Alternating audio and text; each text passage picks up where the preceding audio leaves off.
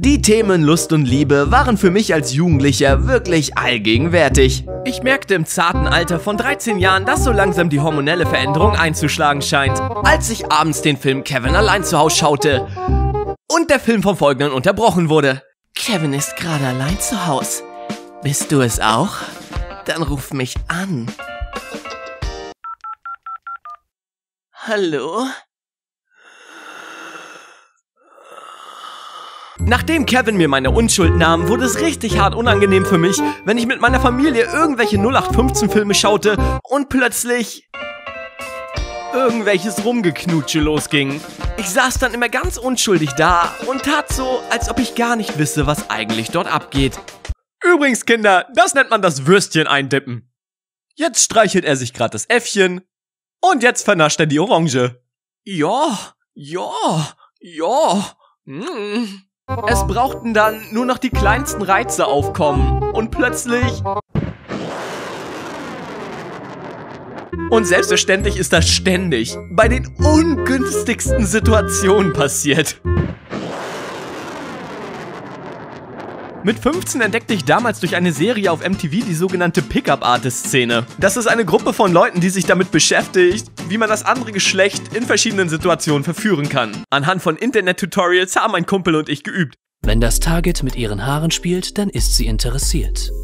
Ah, okay, ja, klingt logisch, ja. Wenn das Target dich anlächelt, dann will sie ein Kind von dir. Ah, ja, klar, klingt logisch, natürlich, klar. Wir sind dann in verschiedene Dörfer und Kleinstädte gefahren und haben versucht, auf Basis dieser Tutorials Frauen rumzukriegen. Hi, ich bin Marshall Davis. Hast du Lust auf ein 1 auf 1? Als ich dann einmal versuchte, meine Verführungskünste auf einem örtlichen Bauernfest anzuwenden, wurde ich in eine Mutprobe verstrickt, ob ich es auch wagen würde, einen anderen Typen zu küssen. Was ich dann tat. Hashtag war ganz okay. Weiter in der Story. Generell kam ich als Jugendlicher auf die dubiosesten Ideen. Unter anderem ging ich einmal in einen Dessous-Laden und ließ mich stundenlang über Unterwäsche und Klamottentrends für Frauen beraten, damit ich später mit meinem Wissen imponieren konnte. Hey, ich glaube, dir stünde ein rosa spitzen Stringtanga mit kleinen Blumenverzierungen an den Seiten. Du schon wieder, hm? Außerdem passt zu der Dame nur ein ganz normaler rosa verzierter Slip. Hättest du dein Tellerchen leer gegessen, würdest du das wissen. Schäm dich. Leider warf ich auch enttäuschenderweise ab und an persönliche Prinzipien über Bord. Als überzeugter Nichtraucher ließ ich mir zum Beispiel trotzdem die eine oder andere Zigarette andrehen, in der Hoffnung, besser punkten zu können. Was aber nur zur Folge hatte, dass am Ende sowieso nichts daraus wurde und ich einfach nur enttäuscht über mich selbst war. Wenn ich dann ein Mädchen sehr gern hatte und ihr meine Zuneigung ausdrücken wollte, dann habe ich ihr immer dichterische Briefe geschrieben.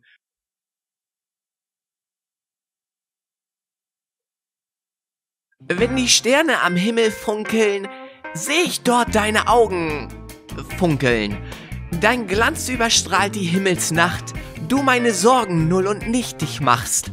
O du Schönheit der Natur, so warte noch, dann bringe ich den Urknall in das schwarze Loch. In Liebe, dein Marshall. Meine erste Freundin war dann eine Fernbeziehung, die ich online kennenlernte. Was witzigerweise vor 10 Jahren noch etwas seltsam und verpönt war, aber heutzutage gang und gäbe zu sein scheint. Als ich sie besuchte, wurden ihre Eltern und ich nie so richtig warm miteinander, weswegen ich anfing, irgendwelche Geschichten zu erfinden, um mich in ein besseres Licht zu rücken. Okay, und was machst du so? Ich bin 29 und der Mitgründer von Microsoft. Als ich dann langsam das erste Mal mit dir anbahnte, saugte ich jede noch so erdenkliche Information auf, um ja später keine Fehler zu machen. Trotzdem fühlte ich mich für viele Situationen sehr unvorbereitet. Als ich das erste Mal Verhütung in einer Apotheke kaufte, war ich völligst überfordert. Ja, hallo? Ich brauche Kondome. Alles klar, welche Größe? Monster Magnum XXL natürlich.